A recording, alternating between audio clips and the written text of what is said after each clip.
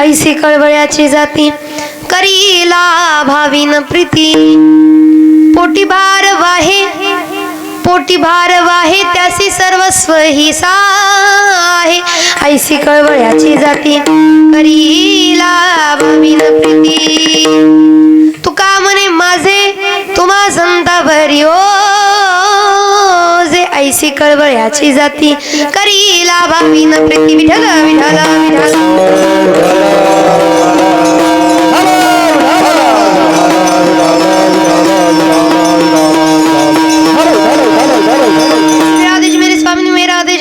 जन्म जन्म दीजो मोहे वृंदावन को वास जय जय राधा रमान जय जय नवल किशोर जय जय गुप्त चोर प्रभु जी जय जय माखन चोर पांडुरंग करू प्रथम नमन पांडुरंग करू प्रथम नमन पांडुरंग करू प्रथम नमन प्रथम नमन पांडुरंग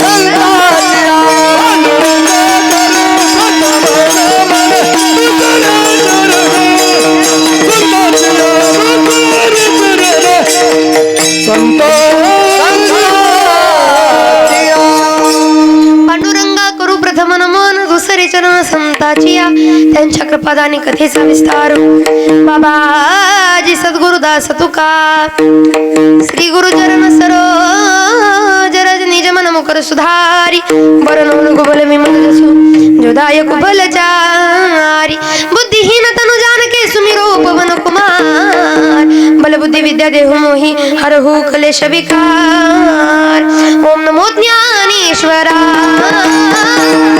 ओम नमो ज्ञानेश्वरा नमो ज्ञानेश्वरा ओम नमो ज्ञानेश्वरा ओम नमो ज्ञानेश्वरा ओम नमो ज्ञानेश्वरा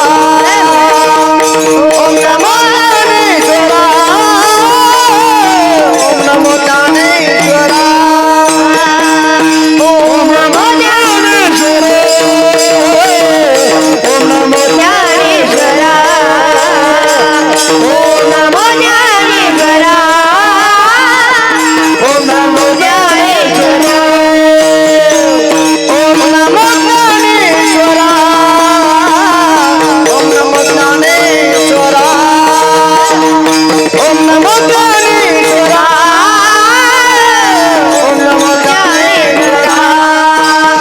करुणा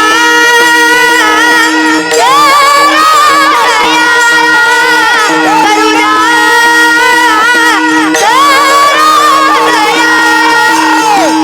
करुणा करा या दया करुणा करा या दया तुमचा अनुग्रह लादलो तुमचा अनुग्रह लादलो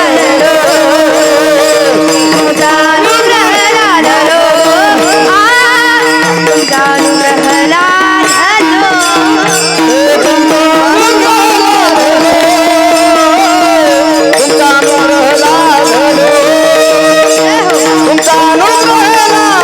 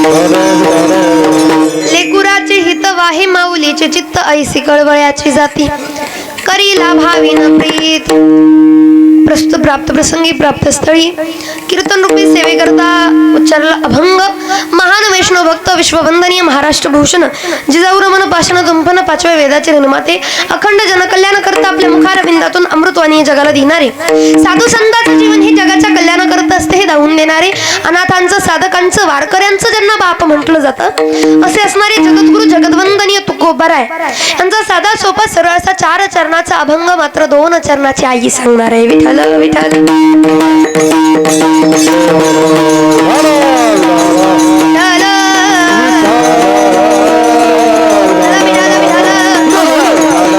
महाराज सांगतात आपण जन्माला आल्यापासून आपल्या हिताचा विचार जर कोणी करत असेल तर जगाच्या पाठीवर फक्त एक मात्र आपली आई आहे जे आपल्या हिताचा विचार करते. जगाचा जर विचार केला कुणाला वाटत नाही आपलं भलं व्हावं फक्त आपली आई अशी आहे जिला वाटतं माझ्या अगोदर माझ्या लेकराचं भलं झालं पाहिजे माझ्या अगोदर माझ्या लेकराचं चांगलं झालं पाहिजे.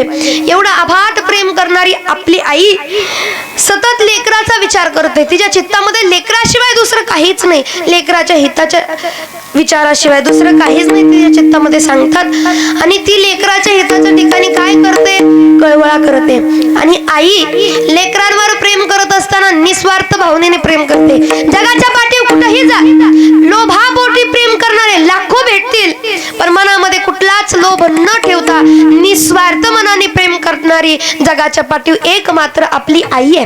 तिच्या मनात कुठलाच लाभ नाही आणि म्हणून निस्वार्थ मनाने प्रेम करणारी.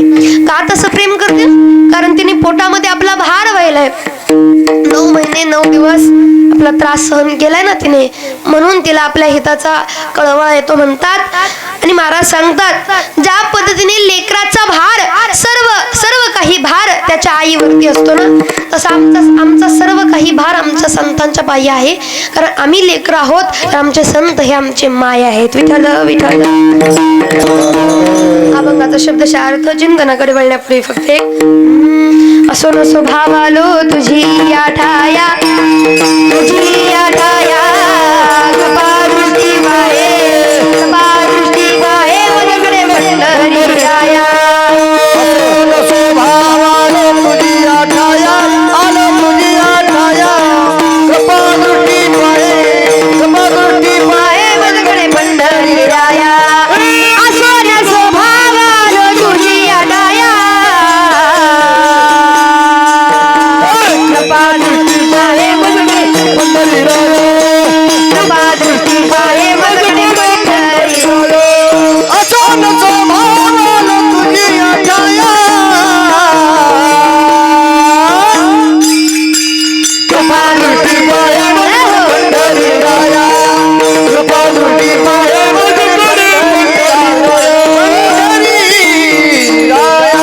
असो नसो भावालो तुझी आठाया कृपा दृष्टी पाहे मजकडे पंढरी राया. विठ्ठल विठ्ठल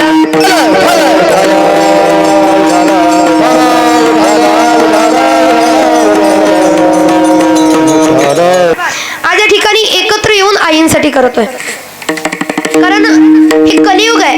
या कलियुगामध्ये नवलाची गोष्ट अशी आहे की एखादा माणूस सकाळी जर पाहिला तर तो संध्याकाळपर्यंत आपल्याला आठवत नाही. तुमचं काय घेऊन बसला आमचीच ती गत आहे. आम्हाला चुकून जर आता एवढी माणसं पाहायचेत आणि याच्यातला चुकून एखादा माणूस संध्याकाळच्या कार्यक्रमात आला तर आठवत नाही आम्हाला कोण आहे कुठला आहे विचार करावा लागतो जरा जास्त.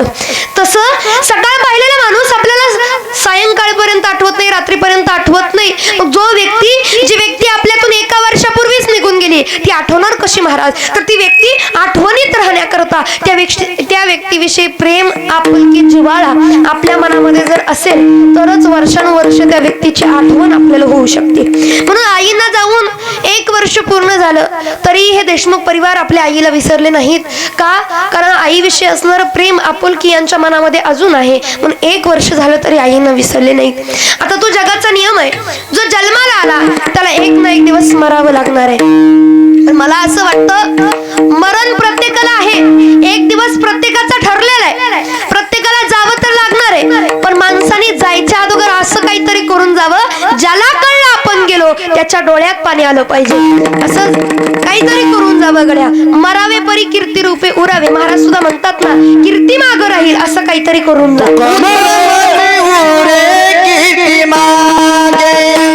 कीर्ती मागे उत्तम चिमुरे कीर्ती मागे उत्तम चिमुरे कीर्ती मागे उत्तम चिमुरे कीर्ती मागे तुका म्हणे मरणाची सरे तुका म्हणे मरणाची सरे उत्तम चिमुरे कीर्ती मागे उत्तम चिमुरे कीर्ती मागे तुका म्हणे मरणाची सरे तुका म्हणे मरणाची सरे उत्तम चिमुरे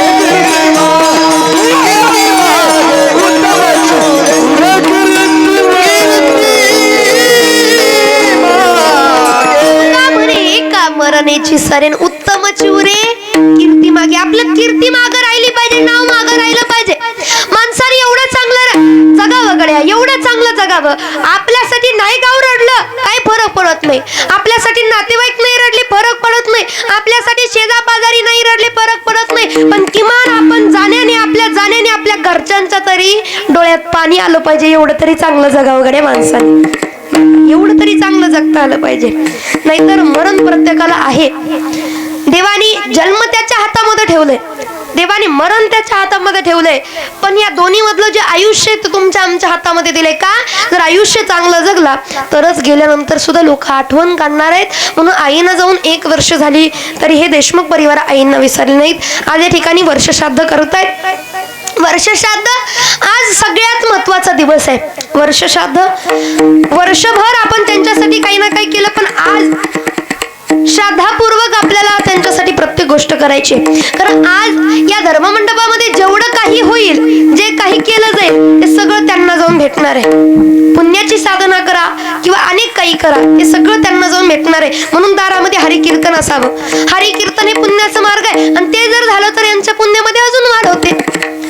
म्हणून आजच्या दिवशी त्यांना जेवढं जास्तीत जास्त पुण्य मिळवून देण्याचं काम या ठिकाणी आपल्याला करायचंय आणि त्यामध्ये आपल्या सगळ्याचा सहभाग आहे. सगळ्यांनीच, फक्त या परिवारानेच नाही, आपण सगळ्यांनी. म्हणून त्यांच्या मोक्षाकरता उद्धारकरता ज्या ज्या गोष्टी गरजेचे त्या त्या या ठिकाणी होत आहेत. ते म्हणजे अन्नदान होतंय, ज्ञानदान होतंय आणि वस्त्रदान सुद्धा होतंय. वस्त्रदान याच्याकरता कारण तो जीवात्मा गेल्यानंतर वर्षभर त्या घरच्यांनी नवीन वस्त्रांना स्पर्श केलेला नाही म्हणून वस्त्रदान. नंतर अन्नदान आहे. जो जीवात्मा गेला, शास्त्र सांगतो, जो जीवात्मा गेला त्या जीवात्म्याच्या नावाने 4 गावकरी, 4 टाळकरी, 4 माळकरी, 4 शेजापाजारी, 4 नातेवाईक, म्हणजे फक्त 4 नका बसवा, अजून बसवा, काही हरकत नाही. पण असे जर दारामध्ये यांच्या नावाचं जेवण, यांच्या नावाचं भोजन यांनी जर ग्रहण केलं तर नक्कीच गेलेल्या जीवात्म्याचा उद्धार होतो. आणि म्हणून अन्नदान या ठिकाणी होतंय. पण अन्नदान होत असताना प्रश्न असा आहे की आपण जर म्हंटल, अहो आम्ही आमच्या आईच्या नावाने एवढं सुंदर नियोजन केलंय, अन्नदान करतोय, बसा ना जेवायला, वेळ लागलं का?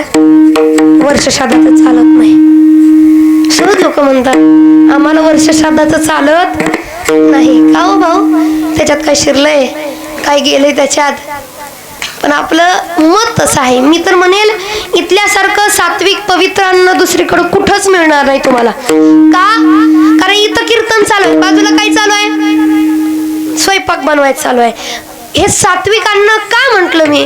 कारण हे हरिनामाच्या वातावरणामध्ये शिजलेलं अन्न आहे म्हणून हे सात्विक आहे. नवे नवे हे प्रसाद रूपी झालेले आहे. देवाचा प्रसाद कराले भोजन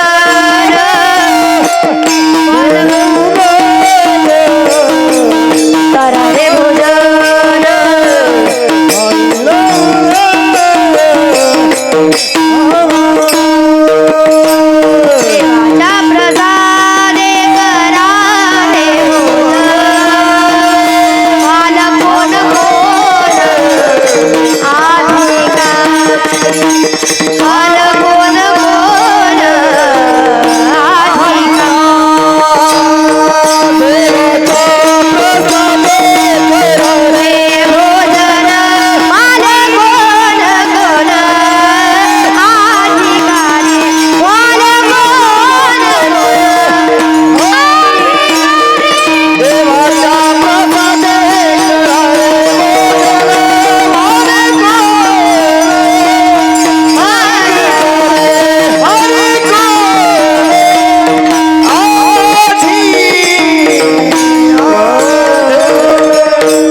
तुझ्या प्रसादे करारे भोजन व्हाल कोण कोण अधिकारी. म्हणून ह्या प्रसाद आहे, कारण प्रसादे सर्व दुःखाना. आणि म्हणून इथलं भोजन करा. एक वेळ लग्नात नाही जेवला तर फरक पडत नाही, हा, पण इथलं जेवण केलं पाहिजे, कारण हे त्यांच्या नावाचं अन्न आहे आणि म्हणून अन्नदान होतंय. आणि तिसरी महत्वाची गोष्ट मध्ये दारामध्ये हरी कीर्तन होतंय, कारण हरी कीर्तन कुणाच्याही दारामध्ये होत नाही. दारामध्ये कीर्तन व्हायला सुद्धा भाग्य लागतं. भाग्यवंत घरी भजन कीर्तन, भाग्यवंत घरी भजन कीर्तन, भाग्यवंत घरी भजन कीर्तन, भाग्यवंत भगवंत घरी भजन कीर्तन. त्याची वाट पाहे, त्याची वाट पाहे रघुनंदन, भाग्यवंत घरी भजन कीर्तन, भाग्यवंत घरी भजन कीर्तन,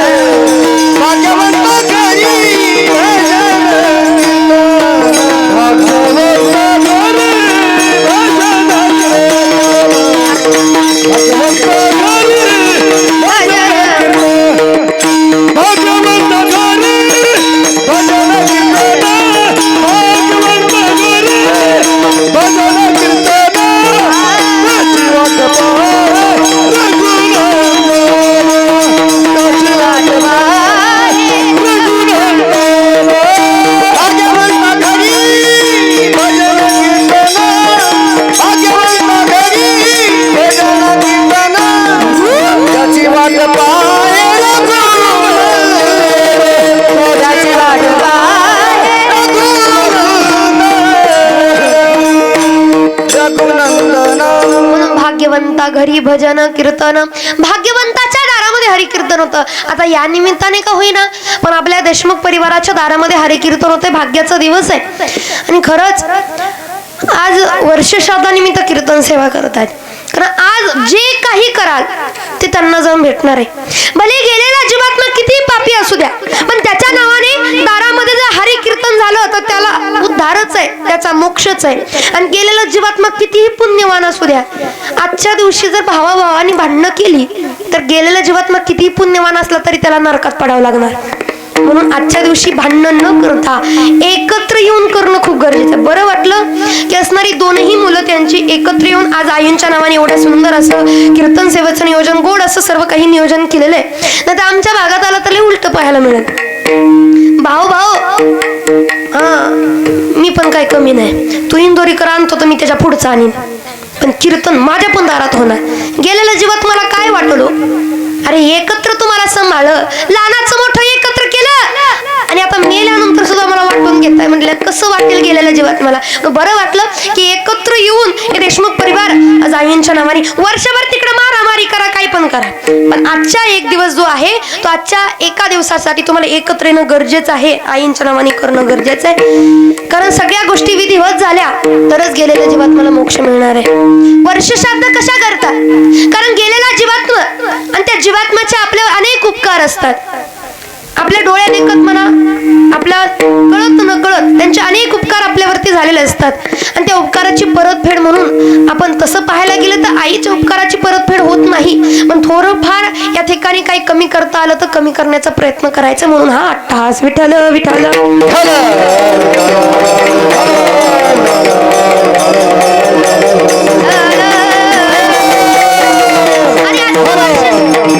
आजचं वर्षश्राद्ध एवढं महत्वाचं आहे. आज जर वर्षश्राद्ध नाही केलं तर मग परभोगा येतं.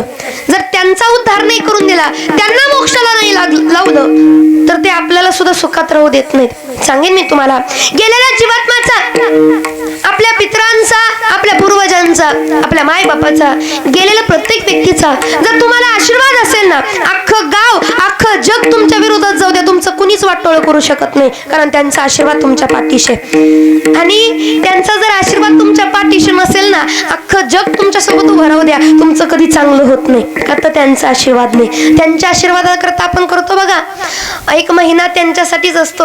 आपण त्याच्यामध्ये पितरांना, अगदी पितरांना जेवू घालतो, प्रत्येक गोष्ट करतो, हे करणं गरजेचं आहे. आणि आजचं वर्षश्राद्ध व्यवस्थित नाही केलं, विधिवत सगळं, कीर्तन तर दारामध्ये आहेच, पण काकांना बोलून पूजा सुद्धा होणं गरजेचं आहे. ते जर झालं तर सगळं विधिवत, आणि ते नाही झालं मग परत आपल्याला नारायण नागबली करा, हे करा ते करा, त्याच्यापेक्षा हे व्यवस्थित करा, ते करायची वेळच येत नाही. विठ्ठल विठ्ठल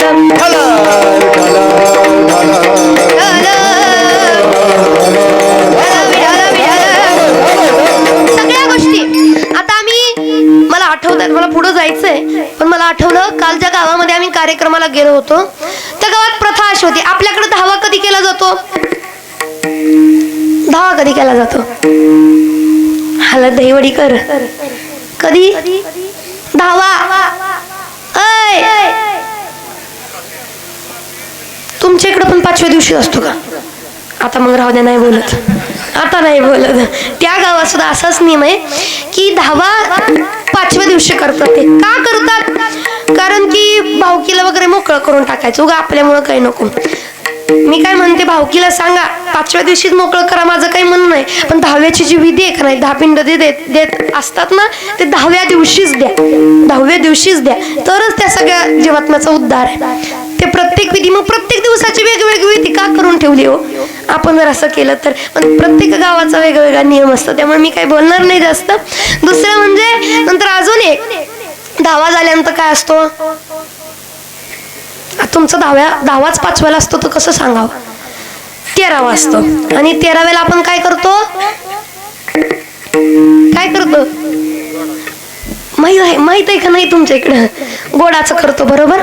आणि गोड जेवण म्हणजे काय हो? गोडाचं जेवण म्हणजे काय? तो जो जीवात्मा गेला त्या जीवात्म्याच्या आवडीचं गोड वस्तू करणं, गोड पदार्थ करणं म्हणजे गोडाचा दिवस. की बाबा जरी तुम्ही गेला असला तरी तुमच्या गोड वस्तू आम्ही विसरलो नाही, म्हणून गोड्याचा तो दिवस. पण आपल्या इकडे सर्रास काय करतो? गोडाचं जेवण म्हणजे पुरण, आणि तेच असतं तुमच्याकडे पुरणपोळी करतो.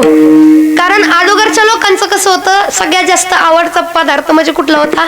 पुरणपोळी होता, म्हणून. पण आता बदललं, आता गुलाबजामुन असतं, लाडू असतो, जिलेबी असते, आणि तुम्ही पुरणपोळी ठेवल्यावर कसं वाटेल गेलेलं जीवात्म्याला?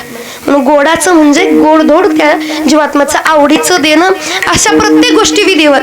आणि नंतर ते संपलं की महिन्यातून एक दिवस आपल्यासाठी दिलेला जातो, ते जीवात्म्याचा उद्धार करता एक दिवस. आणि त्या दिवशी आपण भजन घेतो, काहीतरी करतो, गावातले 4-2 वारकरी टाळकरी करून नातेवाईक बोलवतो, त्यांना अन्नदान देतो, अन्नदान करतो. नंतर परत वर्षातला एक दिवस आपल्याकडे दिला जातो, तो म्हणजे वर्ष श्राद्ध. ते जर केलं तरच गेलेल्या जीवात्म्याचा आशीर्वाद मिळणार आहे. आणि आज हे देशमुख परिवार न विसरता आपल्या आईसाठी एवढं सगळं करतायत, तर नक्कीच आईंचा आशीर्वाद या परिवाराला लाभणार आहे. विठ्ठल विठ्ठल.